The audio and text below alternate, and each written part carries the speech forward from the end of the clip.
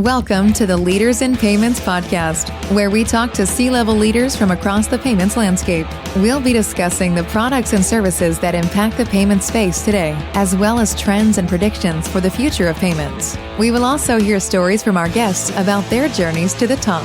I think that we will continue to see continued innovation around the space. It is becoming, and EWA will continue to become, a priority for employers over the next 3 to 5 years. Outside of those key verticals that we've seen early on, it will expand across verticals.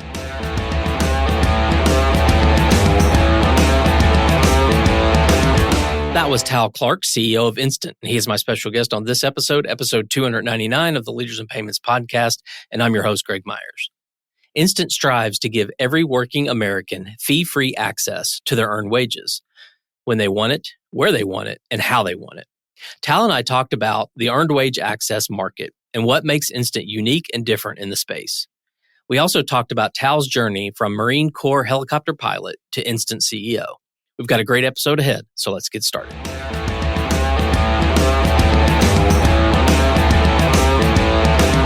Hi, Tal. Thank you for being here, and welcome to the Leaders in Payments podcast. Super. Thank you for having me, Greg. Absolutely. Well, let's dive right in. If you don't mind, tell our audience a little bit about yourself, maybe where you grew up, where you went to school, where you currently live, a few things like that, and maybe a little about how you eventually were led into working in this great payments industry. Yeah, that sounds good. I grew up in a small town in northwest Mississippi, just south of Memphis, called Drew, Mississippi. Really, the only thing that Drew has been famous for is also the hometown of Archie Manning, who's a few years older than me, but that's sort of its claim to fame. Went to school at undergrad at Mississippi State, finished there, and spent 7 years in the Marine Corps flying helicopters. After that, I started a career in the agriculture business, which is sort of what I knew, and ended up on the West Coast, spent some time in San Francisco, and got an MBA at the University of San Francisco. And then at some point shortly after that, moved back to Memphis, Tennessee, which really was close to home, sort of the city that was closest to my home. Spent some time there, ultimately raised our kids there, and that's where I really became involved in the payment space. There's a group that invited me to join with them. We started a business called Money Network at the time. It was one of the first, if not the first, payroll card businesses. We ended up being the largest share pay card business and ultimately sold that in 2008 to First Data, and then spent some time there through about 2017-18, and then retired. At least I thought I was retiring, and didn't really expect to get back into the business. But candidly, I sort of missed being in the business, and I was dabbling in looking at getting into a card business again, starting a card business myself. And that's about the time I met some of the folks at Instant. I knew the chairman at Instant, and they invited me to join them as a board member, and then ultimately moved into the CEO role for Instant about 2 years ago. Well, let's talk about Instant. So tell the audience what Instant does. Yeah, so at its core, what Instant does is we want to make sure that employees have access to their wages every day. And we want to make sure they have access to their wages in a way that meets their needs, when they want their wages, where they would like their wages to be paid, and how they would like to be paid. So we're trying to meet all those challenges to really put their pay in their control. After all, these are wages that are earned, and we want to make sure they have that access. And Instant has been unique in providing that access at no cost to both wages and tips. So that's our core mission, is to make sure we continue doing that in the way that fits employees. Are there certain verticals or types of businesses that this is a better solution for? It has been historically, although I think it ultimately will move across most employee groups.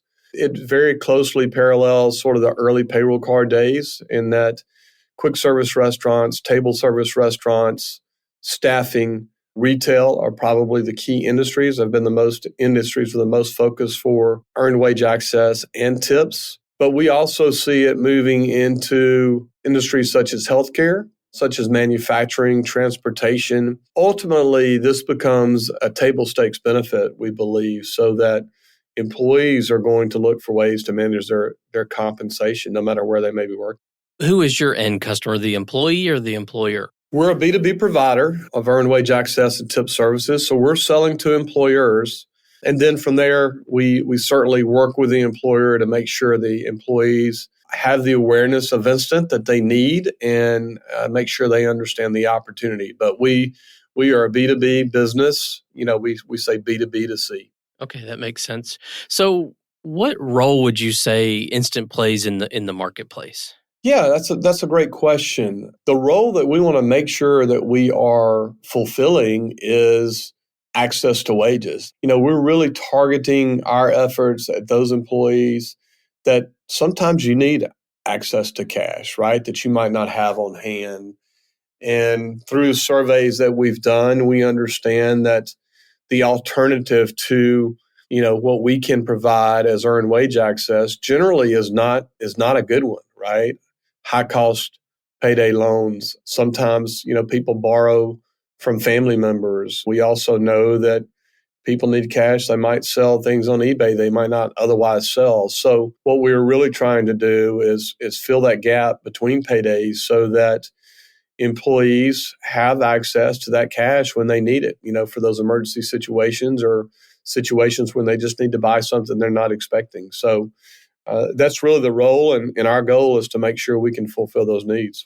And you've mentioned a couple of times about tips. So you have a product called Instant Tips. Can you talk a little bit about that solution and the value it brings to the industry? Yeah, absolutely. It's similar in that our goal, again, is to make sure that they have access to their tips each day. And what we do with Instant Tips is we essentially, move cash out of the restaurants. And in many cases today, restaurants, because people are paying with credit or debit cards more often than not, restaurants literally have armored cars dropping off cash or having managers go to banks to get cash before they open in the evening so they can make sure they have the ability to pay out tips on a daily basis. Anyone who's worked as waitstaff understands that's one of the values and benefits that those working in that space really enjoy is the opportunity to earn and receive their tips daily. And so what we're doing is continuing to make those tips available to them daily, but we load that immediately onto an instant card so that they have free access to those tips on the instant card each day, and they can move those funds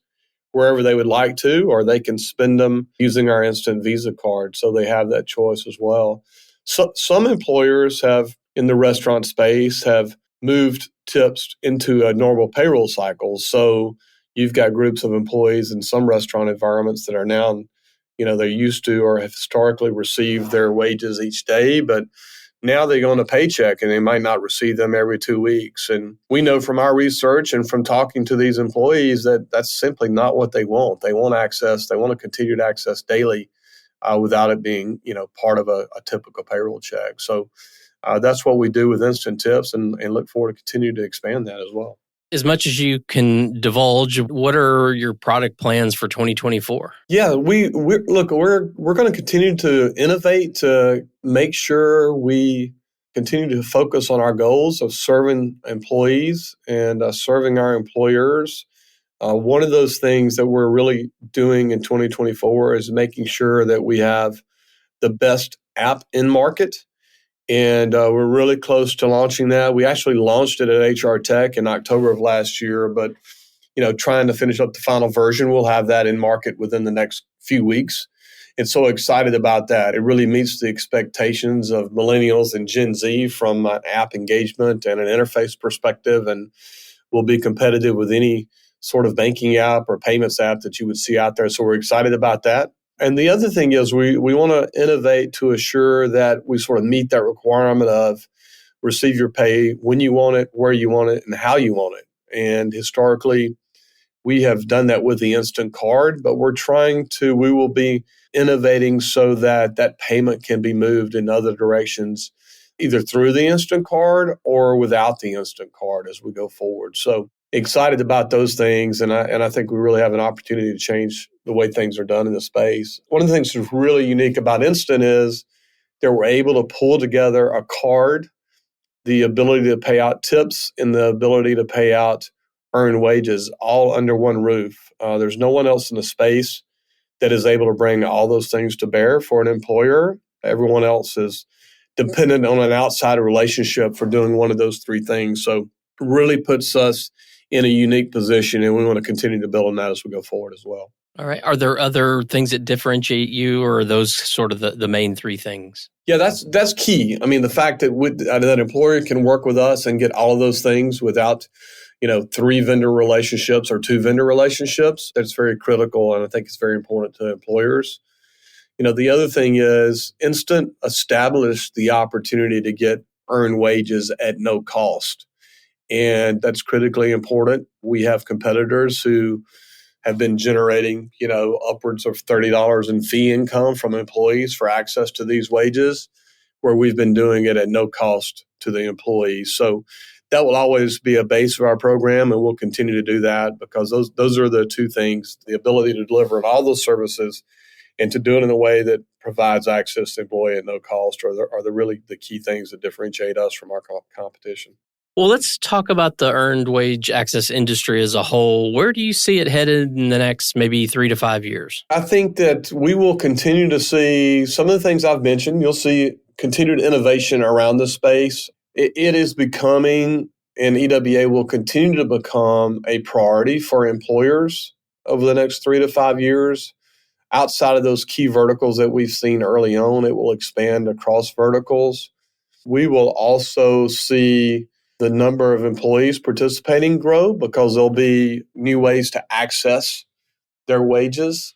And so I think by those few things, it will become a table stakes benefit over the next 3 to 5 years for employers. We already see employees today. We know that they're 79% more likely to accept a job that provides them access to their cash each day.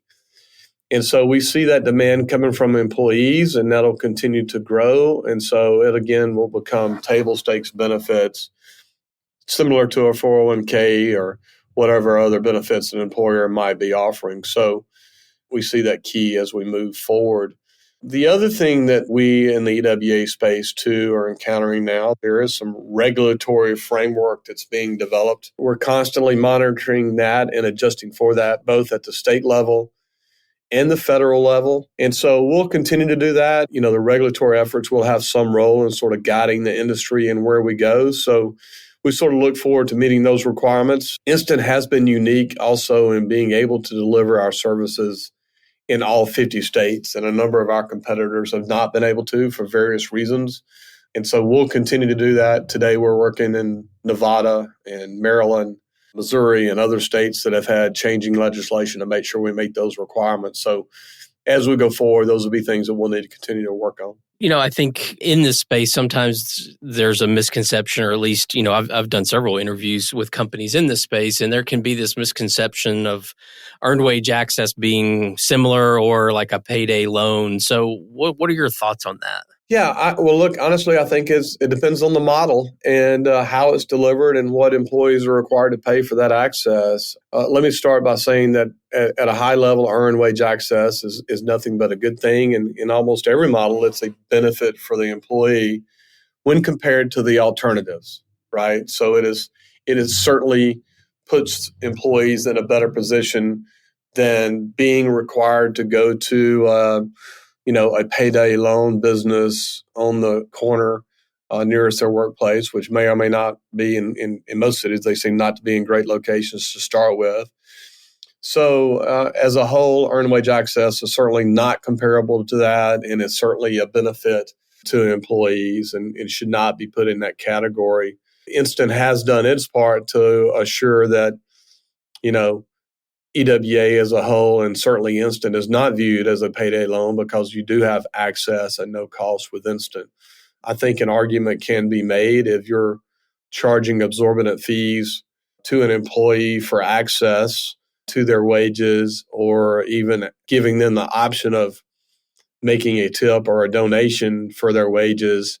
I think all of those things can be punitive. And while I do view them, even those, as a improvement over the payday loan access, it certainly is not where I would like to see the industry go long term, right? I think there are ways to do it that shed a better light on the space and create the opportunity for employees to have that access without nearing the cost associated with a payday loan. So no, I don't think it's a payday loan in any form or shape. We've got to make sure that we're communicating the value and the benefit as an industry to employers, to employees, and regulators so that they understand the benefits.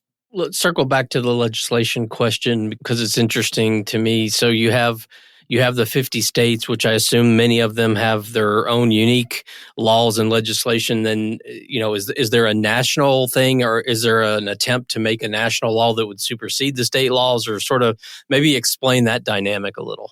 Yeah, that's a great question. And so, yes, we've seen Nevada was one of the first that created earned wage access legislation. We've seen other states follow, Maryland, Missouri, a few others as well. California is in a review process right now. So the states have been active. To be candid, I've been surprised, my time in this space and the time that I spent in the prepaid card space during those years when we were developing those products. We certainly got legislative and regulatory attention, but it was at a point where the industry had a much larger market share and more volume and usage. We're seeing earned wage access, both legislative and regulatory activity, I really think much earlier in the life cycle than I would expect of these products. But to the industry's credit, I think, we're working even with our competitors through associations, Innovative Payment Association and others, to make sure people understand the story. There is work going on at the federal level. There is a bill working its way through Congress now that addresses earned wage access. We also are seeing activity from the CFPB and believe there will be some rulemaking at some point from the CFPB. So I do believe that there is a preference that if we could have some federal rulemaking or federal legislation versus, states doing their own different thing, because in many cases, these states have pursued separate requirements, separate rules, things that are different. Some are easier than others. And it would be, I think, better for the industry that if we had some federal regulatory guidance or rulemaking from the CFPB or legislation would probably be helpful to the space. But I think we're all going to have to kind of wait and see how that works out. But I do believe it'll be an active year in 2024 for some of that. So this is a question you may or may not know the answer, but I think it's interesting. How did we get to where wages were paid every 2 weeks?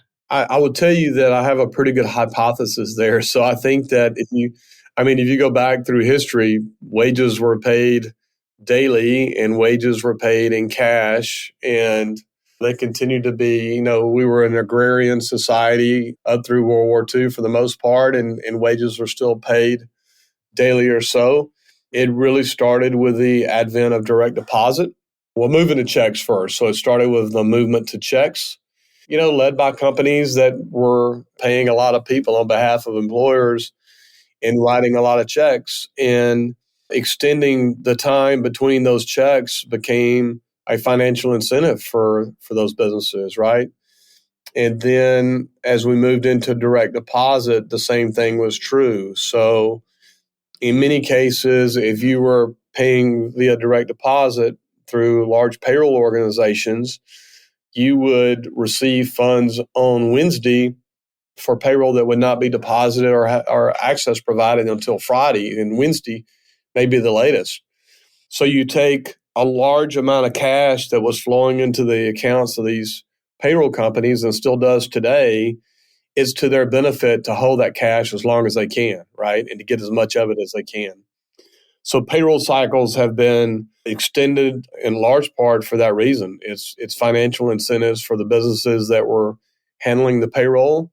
And it was, also some incentive from the employer's part from a workload perspective, right? If you're doing payroll biweekly instead of weekly, then obviously you have less cost in that payroll. So those are the things that's sort of what got us to where we are, which is, it's their financial incentives for either the companies that are processing payroll or businesses themselves to stretch that period as much as they can. And that's why I think it's so important that we find ways to help these businesses get back to providing that access on a daily basis. And, Many of the businesses want to do that. I'm not sure that all of the payroll companies want to do that. I don't think it's, ultimately, if we can get to the point where we're paying everybody every day, there's not a lot of float incentive involved in that for the companies that have been generating a significant amount of revenue off of payroll float over the years. Yeah, makes perfect sense. Okay. So let's switch gears a little bit and talk about you. And you talked about a little bit of this earlier, but maybe go a little bit deeper. So you were a helicopter pilot, which I think in the 294 episodes I've done, you're the first one. So, Okay, good. So you got that going for you. Maybe fill in the time between then and maybe Money Network, if there was a time in there you did other things, and then maybe talk a little bit about from sort of Money Network, like what led to the start of that. How did you get involved in that, and maybe forward to your role now? Sure. Well, just stop me if I'm giving you too much. But I left the Marine Corps in '93, and my background and my family's background was in agriculture. So I went to work in agriculture business for a U.S. subsidiary of a company, a Sumitomo Chemical out of Japan.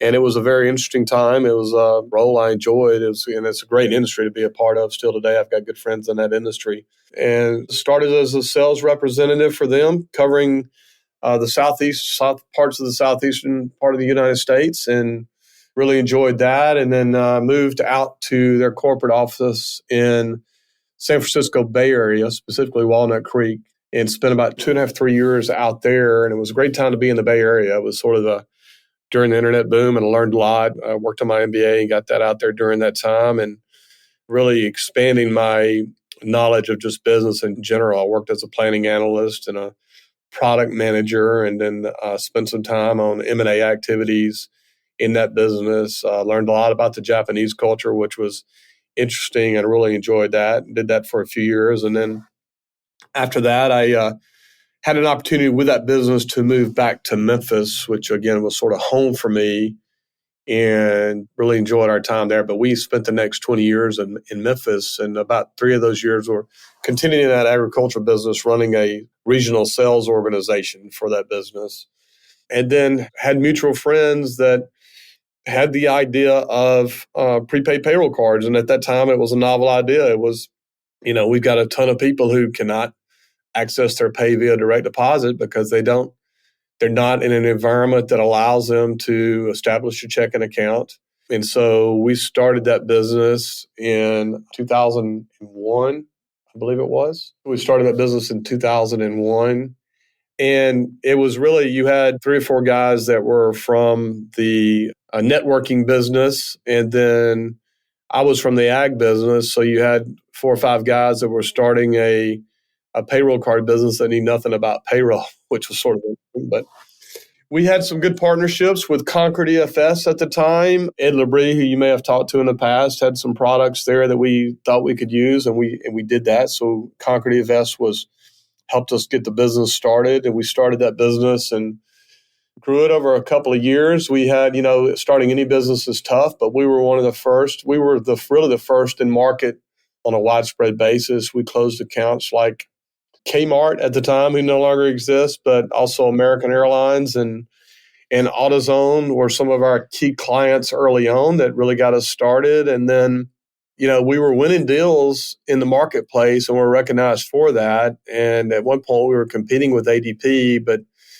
after winning a few deals and them seeing our solution, they formed a partnership with us. So we ended up becoming the payroll card for ADP, which ultimately sort of was the rocket ship we needed for that business, and did that. And then we won Walmart probably about 2006 or 2007. And then, so obviously the business was growing really fast. We ended up with the largest share in the prepaid payroll card space and sold that business to First Data in the summer of 2008. That's the story of Money Network. And then from there, I spent about 10 years at First Data doing numerous roles, senior leadership roles there, leading the prepaid business for both open and closed loop. Spent some time establishing an international footprint for prepaid, primarily in the UK and Mexico, and we looked at Singapore and some Asian countries there. So we did that for a while. And I had sort of left behind the money network business to do other things with at First Data, but then was brought back in to that business. Ran it for 2 or 3 years before I left First Data in 2018. So that's my history up until the point of getting involved with Instant. Well, let's keep on the theme of talking about you. What are some things you're passionate about? So maybe one work-related passion and one personal passion. Well, work-related, I've always been involved in businesses that are both creating opportunities for others and, serving others. And that's really what I'm passionate about. I want to make sure that I'm involved with businesses that have the right goals and are providing value and benefits to others, whether it's our clients or to those that work in the business. So that's what really drives me, is the opportunity to do those things. From a personal standpoint, things that are most important to me are my faith and my family, and really spend a lot of time on both, and grandkids and kids, and really enjoy spending a lot of time with them and making sure that, we can do everything we can to enjoy each other while every chance we have to be together. So that's really it for me. And then outside of that, I do a little from a recreational standpoint. I still do some flying today and enjoy doing that when I have the opportunity. And between those things, that really takes care of most of my time. Obviously, you've had several leadership roles in your career. So how would you define success in leadership? Creating the opportunity for those around me to be successful, creating the opportunity for those around me to achieve their goals. Again, I really want to create opportunities for, our coworkers, our family, our friends, the businesses that we work with. I think as a leader, if you can create those opportunities and make sure that those that you're responsible for leading also have the opportunity to achieve their, potential and achieve their goals, that's really what it's all about for me. And really, especially at this stage in my career, making sure that, again, we're creating opportunities for everybody at Instant, as an example, to be successful. It's, when we look at numbers and financials and sales and all the things that we manage as a business, for me, it's about making sure that each employee here has the opportunity to be involved with a business that's doing the right things, and look back on that time and know that they spent 5, 10, 15 years, whatever it may end up being, of their life in a business that was helpful to others and created opportunity for them and ultimately rewarded them and their families. So those are really my goals, and I think that's what leadership is all about. All right. Well, Tal, we've covered a lot of ground about you, about the company, about the industry as a whole. Is there anything else you'd like to add before we wrap up the show? No, I don't think so. I think it's been great to have the opportunity to visit, and appreciate your show. I know you've had a number of friends and acquaintances on here as well, and I think you're doing a great thing by sort of bringing to light some of the innovation and personalities and good people we have in the fintech space. So appreciate that. Yeah, thank you so much. Well, thanks for being on the show today. I know your time's very valuable, so I really appreciate you being here. All right. Thank you, Greg. Thank you. And to all you listeners out there, I thank you for your time as well. And until the next story. Thank you for joining us this week on the Leaders in Payments podcast. Make sure you visit our website at leadersinpayments.com, where you can subscribe to the show and where you'll find our show notes. If you enjoyed listening, please share on your social channels as well.